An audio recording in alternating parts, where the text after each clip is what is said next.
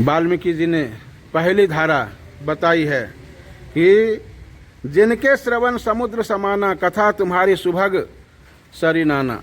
और श्रीमद् भागवत महापुराण में पहली भक्ति में श्रवण को ही रखा है। प्रहलाद जी ने जब नव भक्ति का उपदेश दिया है तो वहाँ श्रवण भक्ति का प्रथम नाम है। जब भगवान श्री राम ने सबरी को भक्ति का उपदेश दिया है वहाँ भी पहला प्रथम भगति संतन कर संगा, वहाँ भी श्रवण भक्ति को ही पहले लिया गया है।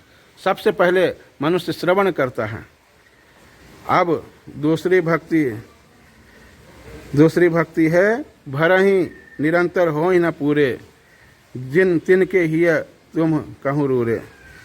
भगवान की जो कथा है वह दूसरी भक्ति है।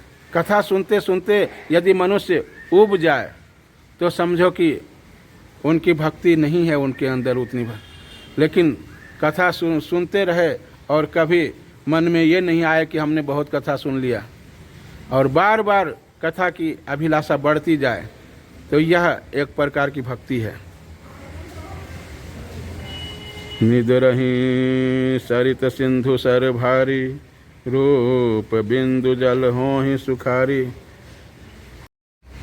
तिन्ह के हृदय सदन सुखदायक,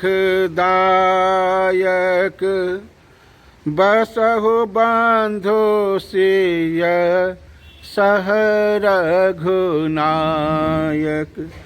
जो भारी भारी नदियों, समुद्रों और झीलों का निरादर करते हैं और आपके सौंदर्य रूपी मेघ के एक बूंद जल से सुखी हो जाते हैं, अर्थात आपके दिव्य सच्चिदानंदमय स्वरूप के किसी एक अंग की जरा सा भी झांकी के सामने स्थूल, सूक्ष्म और कारण तीनों जगत के अर्थात पृथ्वी, स्वर्ग और ब्रह्मलोक तक के सौंदर्य का तिरस्कार करते हैं।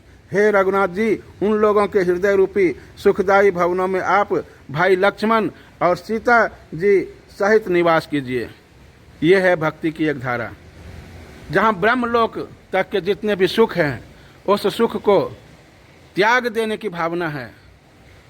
ऐसे भगवान की रूप माधुरी का एक झलक अगर दर्शन हो जाए, उसके लिए सारे संसार के वैभवों को छोड़कर, विलास को छोड़कर वैराग्यवान हो जाते हैं। ये एक धारा है।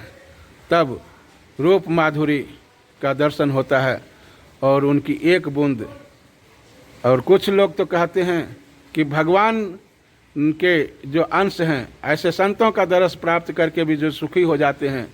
ये भक्ति का एक अनुपम उदाहरण है, एक अनुपम धारा है भक्ति की।